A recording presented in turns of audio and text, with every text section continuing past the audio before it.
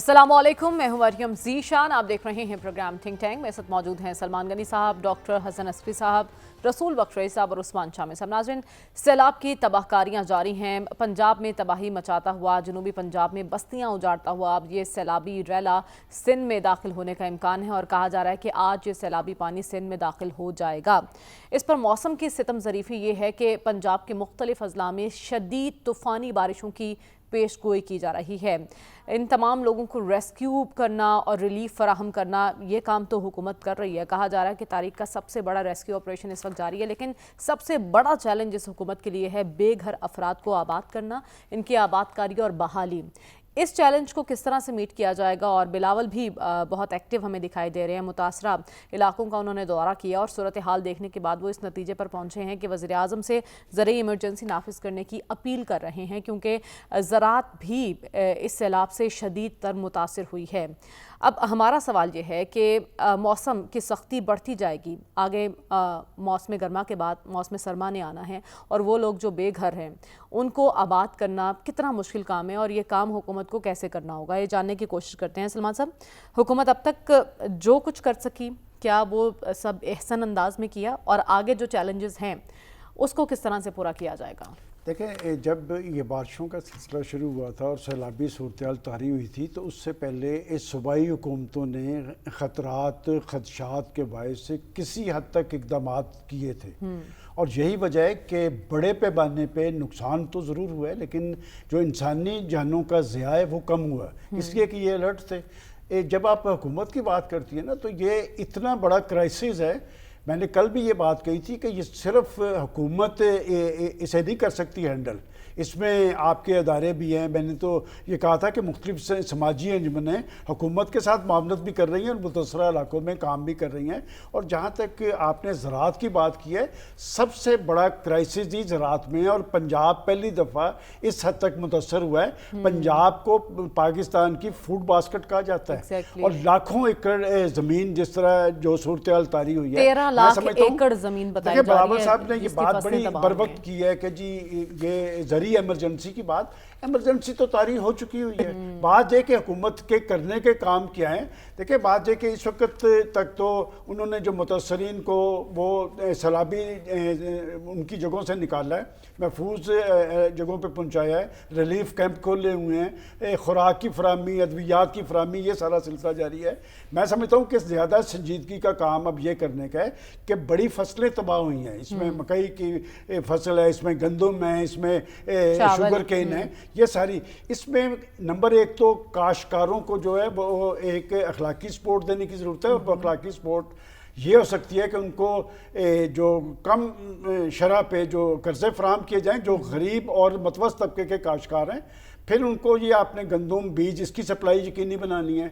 फिर जो मुतल्लिका अदारे हैं उन्हें सरगर्म करना है। देखें, बात यह कि हम इसके मुकम्मल ही नहीं हो सकते कि हमारी ज़राअत एक दफ़ा फिर अपने पाँव पे खड़ी ना हो, चूँकि पंजाब के अंदर जो क्राइसिस आया है, पंजाब ने पूरे मुल्क के अंदर, और उसके बाद पाकिस्तान की गंदम तो इतनी ज़्यादा है कि जी दूसरे मुल्कों में भी पसंद की जाती है। तो लिहाजा जो बड़ा क्राइसिस आएगा वो ज़राअत का क्राइसिस है। ज़राअत के हवाले से एक मरबूत हिकमत अमली। दूसरी बात यह है कि लोगों को दोबारा आपने घरों में बसाना है, और ये जो देहाती कल्चर के हमल लोग होते हैं, 2-3 चीज़ों में बड़े टची हैं। मैं आज 7 बजे वाला प्रोग्राम देख रहा था, उनको अपनी एक ख़वातीन की बड़ी फ़िक्र है, इसलिए कि वो कभी कैंपों में जाने वाली ख़वातीन नहीं है। वो कहते हैं जी कि हम भूखे रह लेंगे, हमने हमारी ख़वातीन कैंपों में नहीं, हमें हमारे वापस घरों में जाने का बंदोबस्त करें। दूसरा, जानवरों का नुकसान बहुत बड़ा हुआ है। वो नुकसान जो है वो, ये तो मैं सोच रहा था कि जिस तरह हमारे बड़े शहरों के अंदर घरों के अंदर गाड़ियाँ खड़ी होती हैं ना, वो आपका एसेट होता है, इसी तरह उनके वो जो जानवर हैं वो उनका बहुत बड़ा एसेट थे। और कई लोग तो जानवरों का जिक्र करते करते एक उनके जानवर डूब गए, दूसरा उन्हें चारा नहीं मिल रहा। और देखें, चारे का बंदोबस्त भी करना ये हुकूमत की जिम्मेदारी। मैं समझता हूँ कि अगर ये इस क्राइसिस में, और बहुत सारी तंजीमें हैं, मुखय्यर हज़रात है, और मैंने कल भी मरियम एक बात की थी कि जब कौम जाग रही हो या आपके अंदर एक जज्बा हो, तो बड़े बड़े क्राइसिस जो हैं वो फेस किए जा सकते हैं, उसका कोई हल निकाला जा सकता है। अब ये पानी का सिलसिला आगे सिंध की तरफ जा रहा है, और प्राइम मिनिस्टर साहब ने भी कल जो ऐलान किया कि हम सूबों की मुआवनत करेंगे, تو بنیادی کام تو کرنے والا ہے صوبوں کا. لیکن میں یہ سوچ رہا تھا کہ کل بلاول صاحب نے جب یہ کہا کہ جی وفاق جو ہے صوبوں کی معاونت کرے, ابھی کچھ روز پہلے سیلاب سے پہلے یہ سوچا جا رہا تھا کہ وفاق کے پاس وسائل کم ہیں تو شاید صوبوں سے جو وسائل ہیں وہ کچھ وفاق کی طرف ٹرانسفر ہوں گے.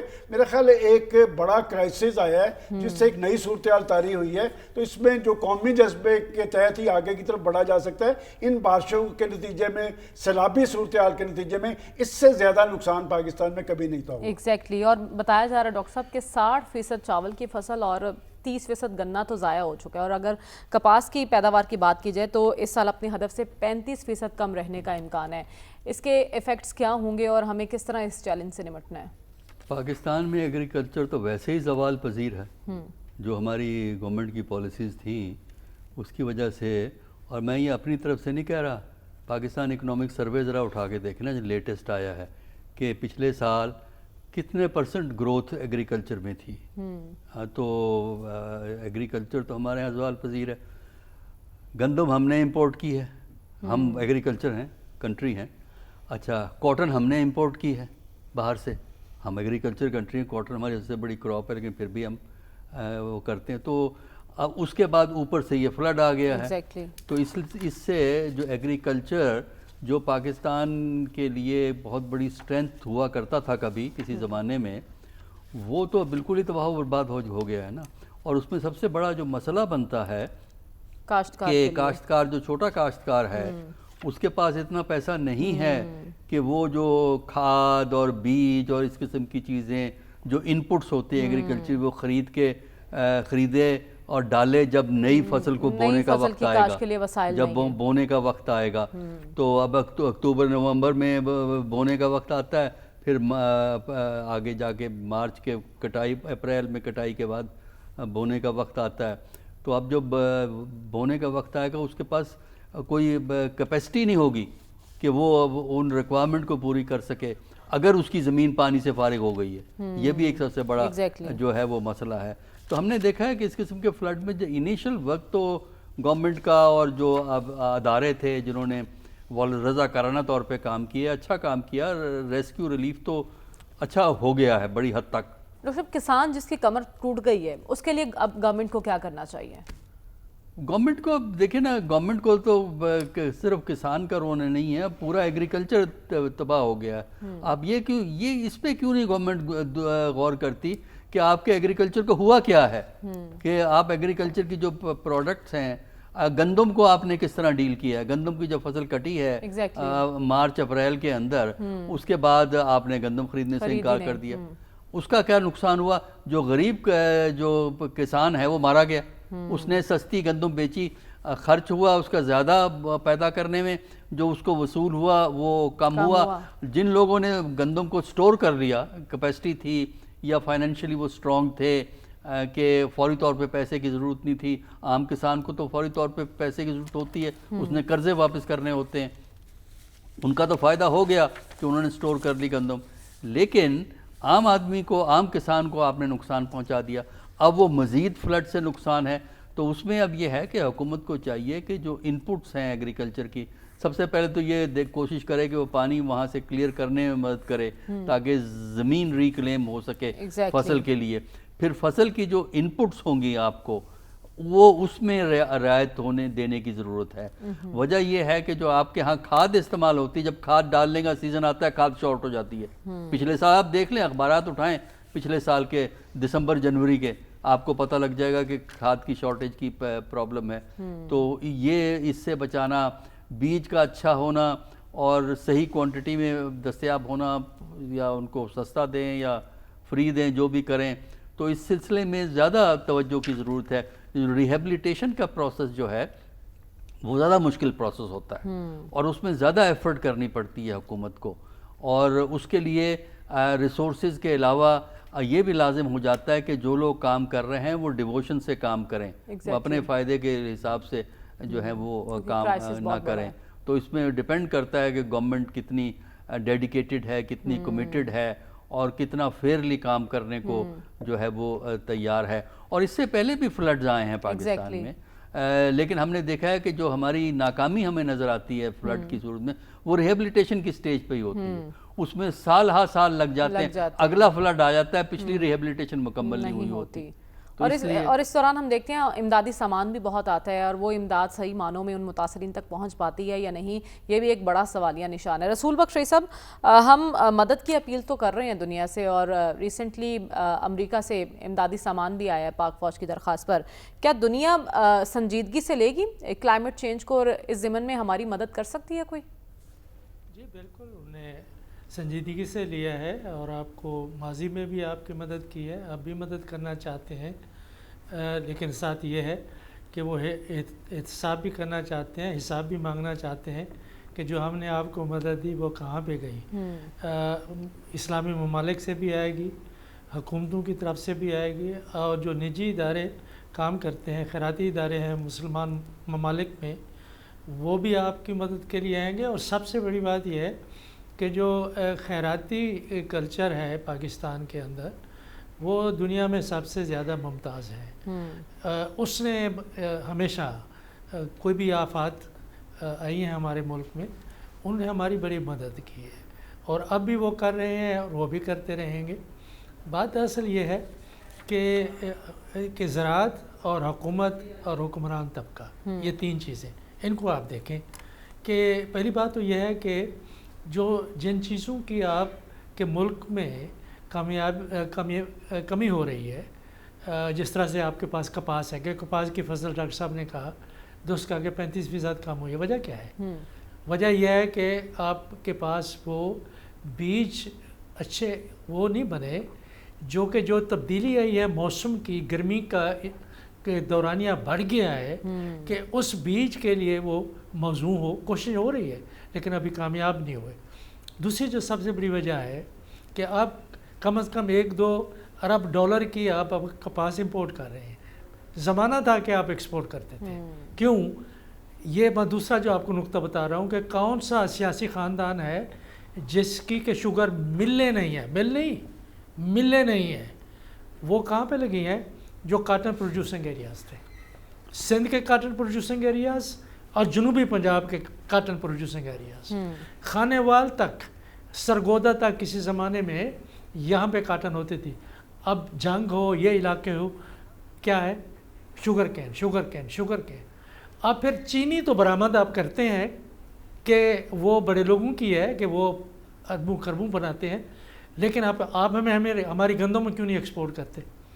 ایک آپ نے گندم، اب بے شک یہ حکومت طے کر لے، ٹھیک ہے، پنجاب کی حکومت بھی طے کر لے، باقی حکومتیں بھی طے کر لیں کہ گندم ہم نے کاشتکار سے نہیں خریدنی، بے شک نہ خرید کریں، مارکیٹ کو آپ پھر اس طریقے سے تو نہ کریں نا کہ جب ہماری گندم تیار ہو، جس طرح نقوی صاحب نے لاسٹ ٹائم کیا، آپ کے سابق چیف منسٹر نے، اور کاکڑ صاحب نے، نام میں لے رہا ہوں، یہی دو بندے ذمہ دار ہیں، انہوں نے جنہوں نے نگرانی کیا خوب کی پاکستان کے مفادات کی اور ہمارے مفادات، کہ آپ نے گندم باہر سے منگوا لی، اور یقین جانیں کہ وہ گندم ہم نے جا کے کافی کسانوں نے جو گندم ہے وہ نومبر دسمبر میں جا کے بیچی ہے، 8 مہینے تک رکھی ہوئی ہے، اب وہ اس کا اثر ابھی تک ہے۔ اب بھی نہ کریں، آپ نے وہ گندم آپ ایکسپورٹ کیوں نہیں کرتے؟ آپ کے پاس وافر پڑی ہوئی ہے، اب بھی وہ کہیں گے جی سیلاب آ گیا گندم امپورٹ کرو۔ پورا ایک مافیا یہاں پہ بیٹھا ہوا ہے جو سیاست میں بھی ہے، بزنس میں بھی ہے، اس سے نقصان کس کا ہوتا ہے؟ وہ کاشتکار۔ یہ تو آپ ماضی کی بات کر رہے ہیں نا، اگر ہم حال کی بات کر لیں تو بے حال ہے ہمارا کسان اب بھی۔ یہ جو سیلاب آیا ہے، سیلاب فصلیں بہا لے گیا، کسانوں کے خواب، ان کے ارمان بہا لے گیا، اب کسانوں کی بحالی کے لیے حکومت کو کیا کرنا چاہیے؟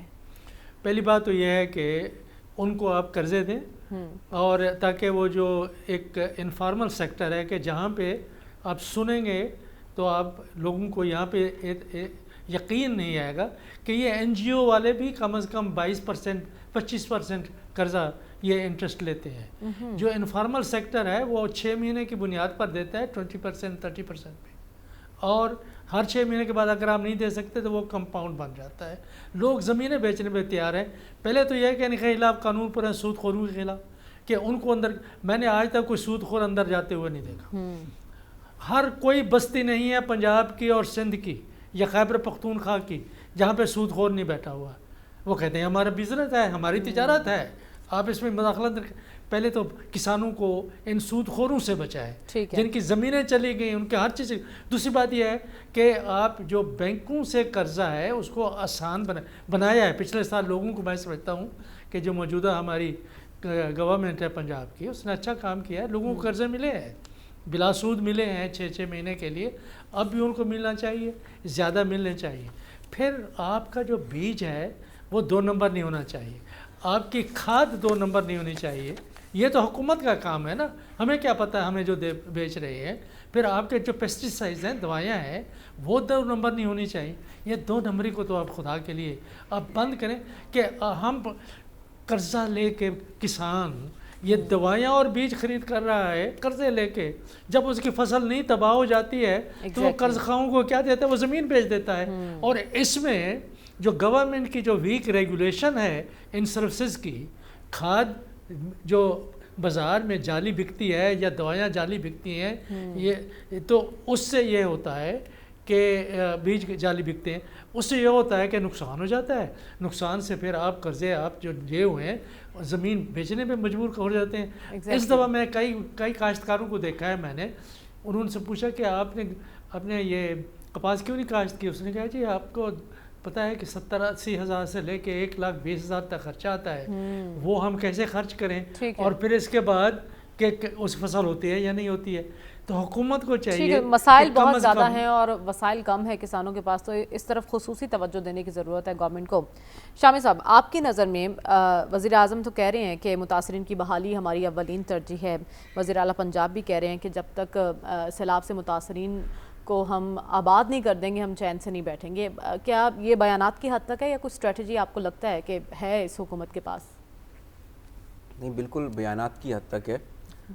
وہ ابھی شہباز شریف صاحب جو ہے وہ چائنا کے دورے سے واپس آئے ہیں، تو میں ایسے ہی پرانے کوئی ڈاکیومنٹ دیکھ رہا تھا، تو ایک کالم میں نے لکھا تھا 2010 کے سیلاب کے بعد، تو اس میں چین کی ایک کہانی کا ذکر ہے۔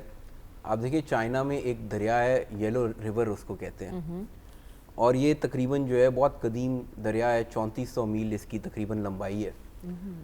اس کو قدیم چائنا میں اس کو کہا جاتا تھا چائنا سورو، یعنی چین کا دکھ یا غم، اور یہ کہا جاتا تھا کہ جو یلو ریور کو کنٹرول کرتا ہے وہ چین کو کنٹرول کرتا ہے۔ اس کی وجہ کیا تھی کہ اس میں ہر کچھ عرصے بعد جو ہے وہ بڑا خوفناک سیلاب آتا تھا۔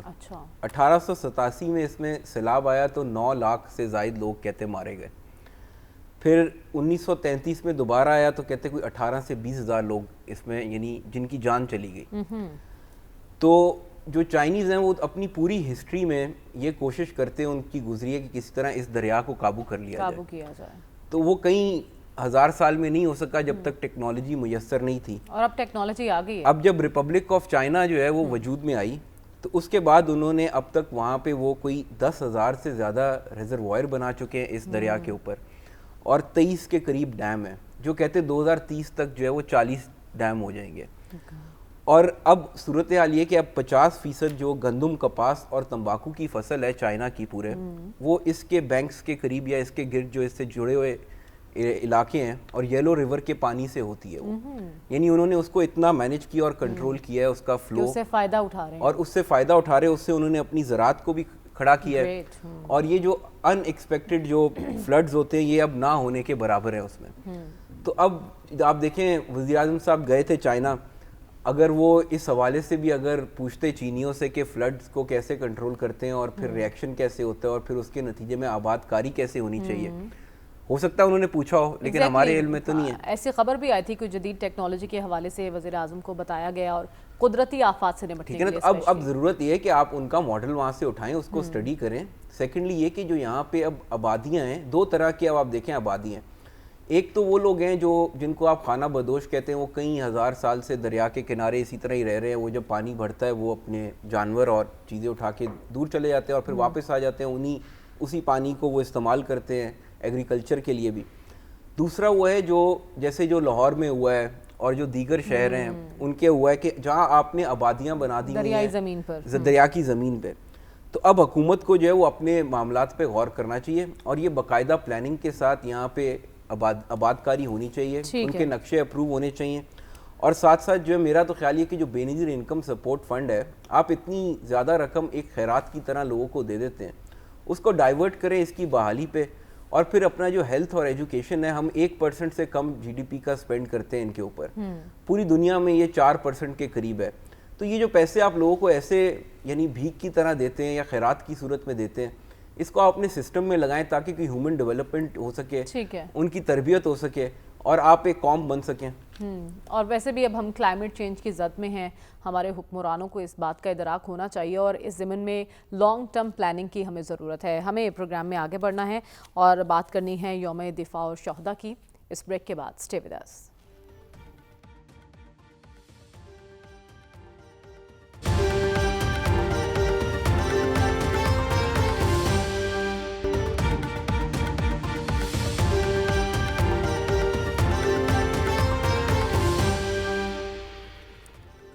ویلکم بیک ناظرین. ملک بھر میں آج یوم دفاع اور شہداء بھرپور انداز سے منایا گیا. آج کا دن پاکستان کی جرت, بہادری اور عزم کی علامت ہے.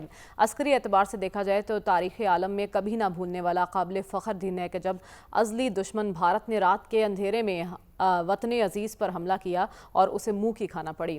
یوں تو سلمان صاحب ہم ہر سال ہی یوم دفاع مناتے ہیں, لیکن 10 مئی 2025 کے بعد قوم کا جوش اور جذبہ ہی الگ ہے اس دن کو منانے کا. دیکھیں, میں بھی یہی بات کرنا چاہ رہا تھا کہ ہم 60 سال پہلے کی بات جب پاکستان کی نئی نسل کو بتاتے تھے تو شاید ان کو اتنی اپیل نہ کرتی. اس نئی نسل نے اپنی لائف میں پہلی جنگ دیکھی 10 مئی کی, اور انہیں پتہ چلا کہ وہ جو پہلے کہا جاتا تھا نا کہ جوش جذبہ اور ولولہ تھا, یہ جوش جذبہ اور ولولہ اس سے کئی گنا زیادہ تھا. اور وہ دیکھیں اس جنگ کے حوالے سے لوگوں نے بڑی کنفیوژن پیدا کرنے کی کوشش کی, لیکن اس حوالے سے کوئی کنفیوژن نہیں تھی کہ اس وقت بھی فوج کے پیچھے قوم تھی, اور اسی لاہور کے اندر جو کیفیت تاری ہوئی تھی لاہوریوں میں, وہ آج تک آپ کی تاریخ کا ایک روشن باب ہے. اور 10 مئی کو کیا ہوا وہ تو پوری دنیا کو پتہ چل گیا.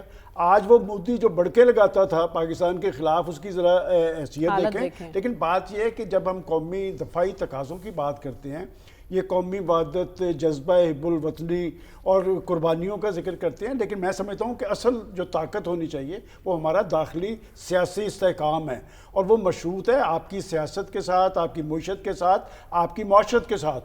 اسے بھی مضبوط بنانا ہے. یہ نہیں ہو سکتا کہ پاکستان کی دفاع میں تو ہم سرخرو ہو گئے ہیں اور معاشی حوالے سے ہم اپنے پاؤں پہ بھی نہیں کھڑے ہوں گے. لہذا اب ضرورت اس بات کی ہے کہ ہم نے دنیا کے اندر یہ ثابت کر دیا کہ ہم ناقابل تسخیر ہیں اپنے دشمن کے مقابلے میں, اور دشمن کو بھی پتہ چل گیا کہ دوبارہ انہیں چھیڑنا نہیں ہے اور یہ حرکت نہیں کرنی. لہٰذا کیا ہم معاشی حوالے سے آگے کی طرف بڑھ پائیں گے, اصل چیلنج یہ ہے, اور اس کے حوالے سے بھی سنجیدگی طاری کرنی ہوگی.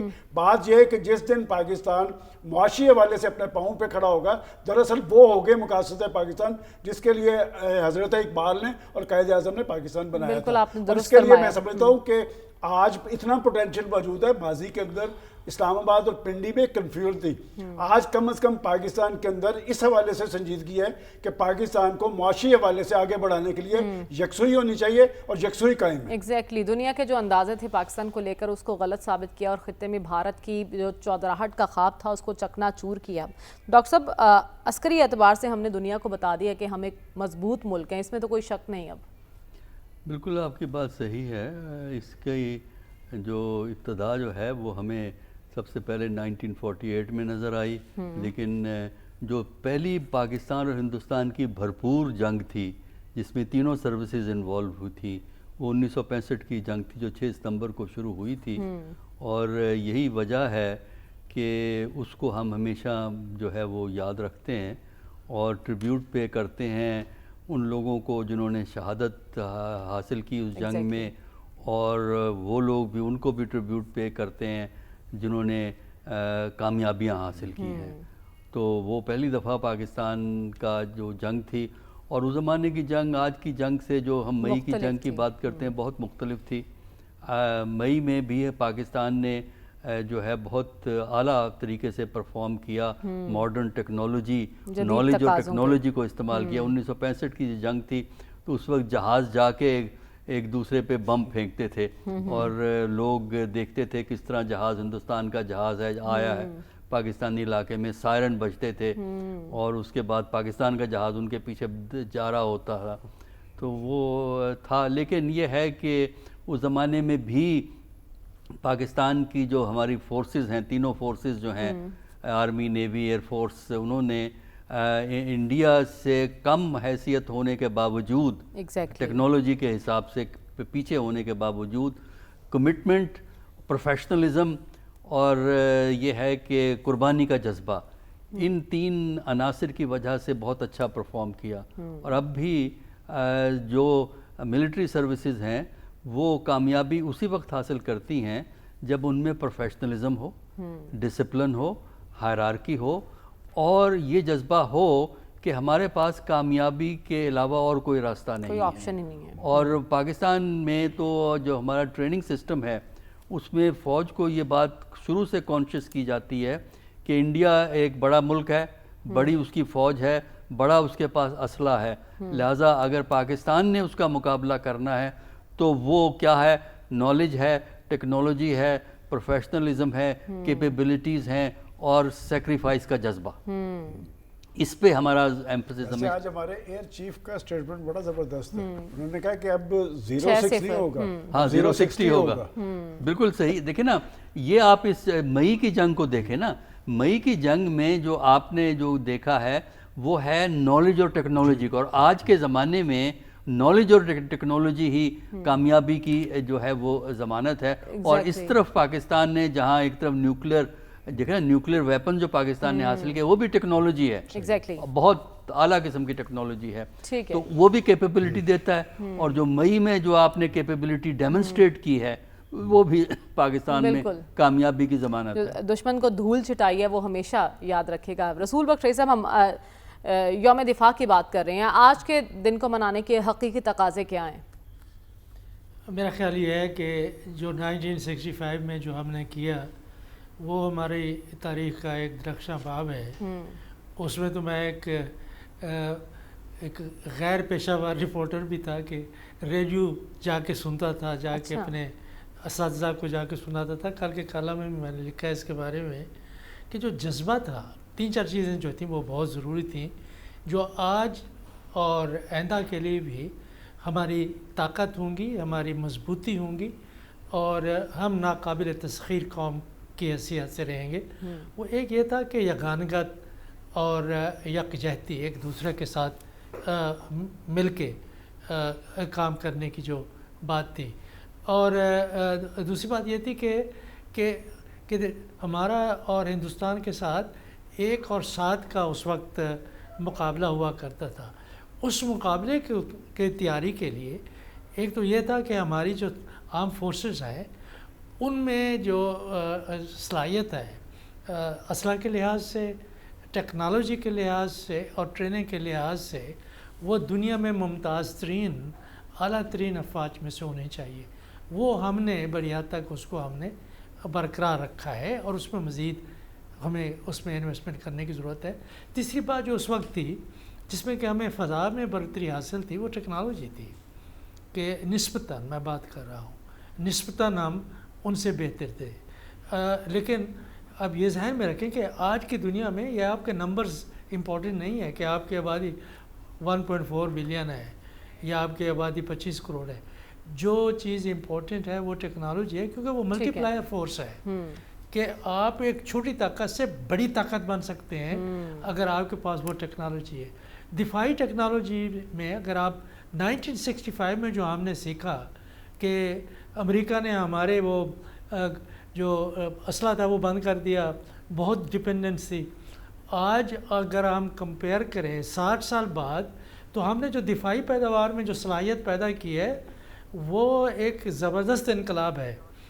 اگر کوئی صنعتی انقلاب پہلے بھی آیا تھا پاکستان میں جو ہم نے نیشنلائزیشن سے تباہ کر دیا، اور ایک جو انقلاب صنعتی ہے جس کے بارے میں ہم زیادہ بات نہیں کرتے وہ دفاعی شعبوں میں ہے اور وہ انتہائی اہم ہے. اس میں ہمیں زیادہ توجہ دینے کی ضرورت ہے اور قوم کو اکٹھا رکھنے کے لیے ہمیں وہ کام کرنے چاہیے جہاں پہ کہ ہماری شناخت، ہماری یکجہتی اور یہ ہے کہ حب الوطنی اور حب الوطنی صرف عوام کی حب الوطنی وہ تو ہے، اس کے بارے میں تو کوئی شک و شبہ بھی نہیں ہے۔ تو شامی صاحب آج کی جنریشن جس نے 65 کی جنگ کے بارے میں صرف سنا اور پڑھا، لیکن 10 مئی کی جنگ انہوں نے اپنی آنکھوں سے دیکھی، تو بطور نیو جنریشن کس طرح سے وہ آج کے دن کو سیلیبریٹ کر رہے ہیں؟ آپ اپنے جذبات ہی بتائیں، آپ نئی جنریشن۔ اصل میں جن دنوں یہ جنگ چل رہی تھی تو ایک میم بڑی مشہور ہوئی تھی، سوشل میڈیا پہ چل رہی تھی، وہ کہتے وہ لگتا ہے پہلی 2 جنگیں بھی ہم ہی جیتے ہیں، اور ہمیں جو ہے نا ایسی کتابوں میں اور پروپیگنڈے سے بھارت نے کنفیوز کر دیا انٹرنیٹ پہ جو موجود ہے۔ یہ جو جنگ ابھی ہم نے اپنی آنکھوں سے لڑی ہے نا، اس کے بارے میں بھی آنکھوں سے دیکھی ہے، اس کے بارے میں بھی جو ہے وہ طرح طرح کی پوسٹ جو ہے وہ لگائی جاتی ہیں، اور ایسے لاکھوں کی تعداد میں۔ اور اسی طرح آپ دیکھیں صرف سوشل میڈیا نہیں، ان کا تو مین سٹریم میڈیا ایسا پروپیگنڈا کر رہا تھا، پھر آپ دیکھیں جو ابھی نندن ہیں ان کو انہوں نے ایوارڈ دیا، اور اب اس پہ میں نے سنا ہے کہ مووی بنائی جا رہی ہے۔ تو آپ یہ دیکھیں وہ ایک اپنی تاریخ وہ لکھنے کی کوشش کر رہے ہیں، لیکن شکر ہے کہ یہ ہم نے اپنی آنکھوں سے دیکھ لیا ہے۔ دوسری بات، ایک اور بات میں یہاں کہنا چاہتا ہوں، آپ یہ دیکھیں یہ جو جنگ ہے نا، اس کے نتیجے میں ایک نیا پاکستان جو ہے وہ ابھرا ہے، جو ہم بات کرتے تھے نیا پاکستان ہونا چاہیے۔ تو جیسے یہ شنگھائی کوآپریشن تنظیم کا جو ابھی آپ دیکھیں اجلاس گزرا ہے، اس میں ایک بڑی دلچسپ بات ہے، وہ یہ کہ پاکستان کو وہاں جو پروٹوکول دیا گیا اور جو پاکستان کی پوزیشن تھی پرائم منسٹر شہباز شریف صاحب کی، تو وہ شمالی کوریا، روس اور پاکستان، یعنی انہوں نے ان کو ایک ہی لیول پہ رکھا، چین نے۔ اب آپ دیکھیں پاکستان نے ایسی یونیک پوزیشن ہے پاکستان کی، یا آپ اس کو پاکستان کی سفارتی مہارت یا کامیابی کہہ لیں، کہ ٹرمپ صاحب جو ہے وہ آگ بگولا ہو رہے ہیں بھارت کے اوپر، شمالی کوریا کے اوپر اور روس کے اوپر، کیونکہ یہ بات تو سب کو معلوم ہے کہ یہ جو اتحاد ہے، چاہے وہ ایس سی او ہے یا وہ برکس ہے، وہ امریکن ہیجیمنی کے خلاف ہے۔ اس کو چائنا توڑنا چاہتا ہے، چین اور روس جو ہے، اور اس کے لیے وہ جو گلوبل ساؤتھ کہتے ہیں ترقی پذیر ممالک کو ساتھ ملا رہے ہیں، اور پاکستان کا اس میں بڑا کلیدی کردار بھی ہے، خاص طور پہ ایس سی او میں، برکس کا تو ابھی ہم حصہ نہیں ہے۔ ٹھیک ہے، تو لیکن یہ کہ ٹرمپ صاحب کو سب کے اوپر غصہ ہے سوائے پاکستان کے، تو آپ یہ دیکھیں، اور یہ سب کچھ ہوا 10 مئی کے بعد، تو 10 مئی نے ایک نئے پاکستان کو جنم دیا ہے۔ بالکل، ایک جو ہم بدلے ہوئے پاکستان کی بات کر رہے تھے، یہ سب کچھ ممکن ہو سکا 10 مئی 2025 کے بعد، اور ہمیں اس دن پر اپنی فورسز پر فخر ہے اور ہمیشہ رہے گا۔ ہمیں پروگرام میں آگے بڑھنا اور بات کرنی ہے۔ ایک سیلاب نے تو تباہی مچائی، لیکن اب جو مہنگائی کا سیلاب آیا ہے اس سے کیسے بچنا ہے، اس پر بات کریں گے اس بریک کے بعد۔ اسٹے ود اس۔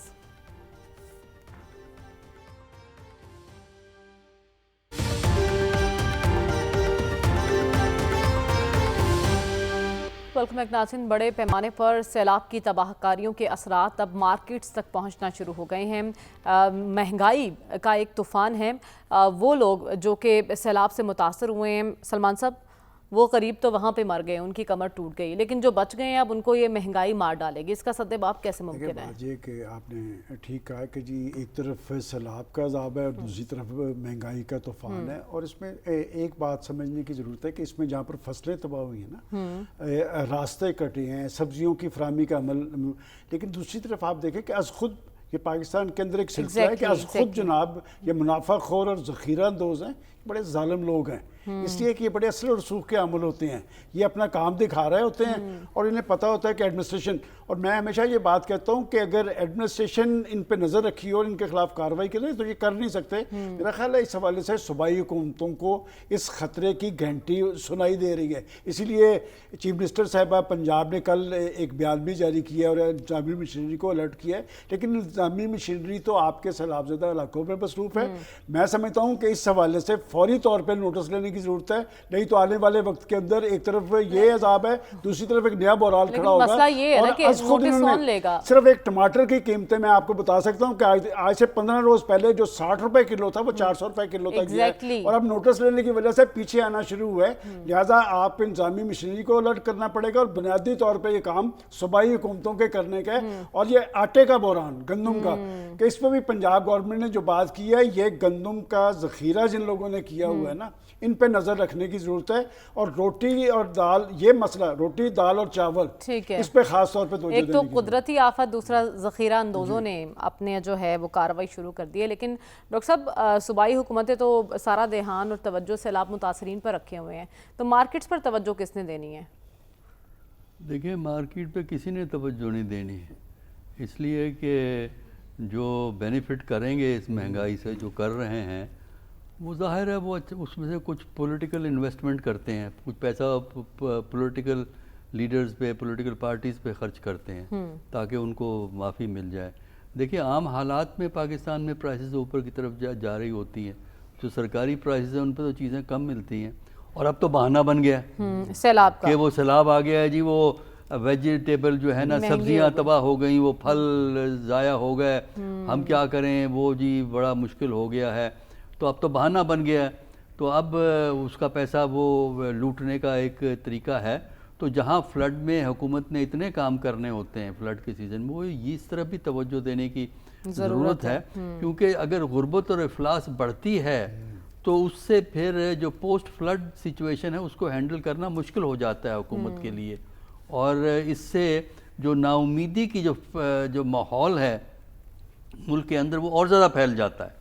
تو اس لیے میرا خیال ہے کہ پرائسز کو کنٹرول کرنے کے لیے مثلا آٹے کی پرائسز، سرکاری جو ریٹ ہے وہ کچھ ہے، لیکن اس ریٹ پہ آٹا اکثر جگہ نہیں مل رہا، اس سے کہیں اوپر جا کے جو ہے نا آٹا جو ہے وہ ریٹ پہ مل رہا ہے. اب پرابلم یہ ہے کہ حکومت جو ہے ذرا دیر سے نوٹس لیتی ہے، اتنی دیر میں یہ لوگ فائدہ اٹھا لیتے ہیں. تو اس لیے میرا خیال یہ ہے کہ حکومت کو براہ راست اس میں انٹروین کرنے کی ضرورت ہے اور خود جو ہے وہ چیزیں سپلائی کرے تاکہ یہ چیزیں کاشتکار سے 2200 روپے میں گندم خریدی گئی ہے، وہ بیچارے 4400 روپے میں اب خرید رہے ہیں. ہاں نہیں یہ تو دیکھیں نا، میں تو یہ کہہ رہا ہوں نا کہ پاکستان کے اندر جو بینیفٹ ہے وہی تو پاور، پولیٹیکل پاور اور کنٹرول کے. دیکھیے ایک بڑا بنیادی اصول ہے، اگر سیاست کو اور بزنس کو اکٹھا کر دیں گے، بزنس ایلیٹ سیاست کو کنٹرول کرے گا تو سیاست ہمیشہ بزنس کی خدمت کرے گی. لیکن یہاں تو ابھی گندم کی آپ لوگ بات کر رہے ہیں نا، چلیں وہ ذخیرہ ہو سکتی ہے، لیکن عام ضروری اشیاء جو روزمرہ استعمال ہوتی ہیں جیسے سبزیوں کی بات کی گئی ہے، ٹماٹر اور دیگر سبزیاں، ان پر بھی جیسا ڈاکٹر صاحب نے فرمایا رسول بخش رئی صاحب کہ ایک بہانہ مل گیا ہے لوگوں کو، دکانداروں کو. اگر کہیں کہ اتنی مہنگی تو کہتے ہیں سیلاب آیا باجی، اور سیلاب کی وجہ سے اب سبزیاں مہنگی ہو گئی ہیں. میں خود آج گئی تھی مارکیٹ اور سبزیوں کی قیمت دیکھ کر میں نے چکن پکانے پر اتفاق کی ہے کہ اس قدر مہنگائی مجھے خود محسوس ہوئی، تو عام آدمی کا کیا حال ہوگا؟ ٹھیک ہے، دیکھیں میں تو دیہاتی ہوں اور کاشتکار بھی ہوں، کہ میں لاسٹ ٹائم جب اپنے علاقے میں گیا، یقین جانیں 5 کلو 100 روپے کے ٹماٹر تھے، ہر سبزی تھی. وہ مارکیٹ میں بیچتے ہی نہیں ہیں کہ وہاں تک جاتے ہوئے ان کو کرایہ زیادہ پڑ جائے گا. اصل مسئلہ آپ کو ریفارمز کا ہے، مارکیٹ کا، کہ یہ جو آپ نے سبز منڈی بنائی ہوئی ہے، آپ دیکھیں کہ جرمنی میں سبز منڈیاں ہیں، کوئی فرانس میں ہے، جاپان میں ہے، امریکہ میں ہے، ہم سے کچھ ملکوں کی آبادی ہم سے کہیں زیادہ ہے، چین میں ہے، کہیں بھی نہیں ہے. کیسے ہوتا ہے کہ جو فارمرز ہوتے ہیں ان کے کنسورشیس ہوتے ہیں، وہ جو آؤٹ لیٹس ہوتے ہیں، جو بڑے بڑے سپر سٹور ہوتے ہیں، ان کو ایک معیار بنا کے ان تک وہ ترسیل کرتے ہیں. یہاں پہ منڈی میں لے آتے ہیں تو منڈی والا جو ہے 5% سے 15% تک آپ سے لے لیتا ہے، اور وہ جب آکشن کرتا ہے تو اس میں ڈنڈی مارتا ہے کہ اس کے اپنے بندے بیٹھے ہوتے ہیں، وہ جو بولی دیتے ہیں. آپ نے وہ ریفارم کرنی ہے، اور اب آپ نے کرنا یہ ہے کہ کم از کم یہ جو ذخیرہ اندوزی ہے، اب 2 قسم کی ہے. ایک میرے جیسا کسان ہے جس نے کہ اپنی گندم رکھی ہوئی ہے کہ قیمتیں بڑھیں گی تو میں بیچوں گا، اب اس کو پکڑ کے آپ 250 روپے، وہ 2023. ٹھیک ہے، آپ کہہ رہے ہیں ریفارمز کی ضرورت ہے اور ذخیرہ اندوزوں پر جو ہے نا شکنجہ تنگ کرنے کی ضرورت ہے. لیکن شامی صاحب جو کمیٹیاں بنائی گئی ہیں مہنگائی کنٹرول کرنے کے لیے، وہ تو کہیں ہمیں دکھائی نہیں دے رہی، ان کا کیا کام ہے؟ اصل میں آپ دیکھیں یہ تو بات حقیقت ہے نا کہ ایک یہ سپلائی شاک ملا ہے. کہہ رہے ہیں کہ آلموسٹ 20 سے 25% جو آپ کی زیر کاشت علاقہ ہے وہ افیکٹ ہوا ہے، اور بہت ساری کراپس بھی ڈیمیج ہوئی ہیں. تو اس کا کوئی نہ کوئی افیکٹ تو بہرحال قیمتوں کی صورت میں آئے گا نا. تو اس کے اب 2 حل ہیں حکومت کے پاس. جب بھی یہ آپ کہہ رہے ہیں نا انفلیشن جو ہے اب اس سے قیمتیں بڑھیں گی مزید بڑھیں گی اگلے 1-2 مہینے، تو حکومت جو ہے وہ جب انفلیشن کو کنٹرول کرتی ہے تو یا تو وہ مانیٹری پالیسی کا انسٹرومنٹ ہے کہ وہ انٹرسٹ ریٹ بڑھا دیں. اب اس کی پاکستانی معیشت جو ہے متحمل نہیں ہو سکتی، جو اس وقت ہمارے معاشی حالات ہیں. تو ہم یہ برداشت نہیں کر سکتے کہ جو انٹرسٹ ریٹ ہے اس پہ مزید اضافہ کر دیا جائے. تو میرا خیال یہ ہے کہ حکومت کو فوری انالیسس کرنا چاہیے کہ کتنی کراپس جو ہے وہ ڈیمیج ہوئی ہیں، کیا افیکٹ آئے گا. اور اس کے لیے ہمارے پاس چین، ایران، ترکی یہ ممالک موجود ہیں جو اسینشیل آئٹمز ہیں वो यहाँ से इंपोर्ट कर लें फौरी ठीक तौर है, तो आप कह रहे हैं पे, ताकि नुकसानात कि का आप जो सप्लाई तखमीना कम हुई है करे उसका गैप हुकूमत आप और पूरा फिर कर उसका दें। अजाला करने की कोशिश की जाए। प्रोग्राम का वक्त खत्म हो जाता है, हमें इजाज़त दीजिए। अल्लाह हाफ़िज़।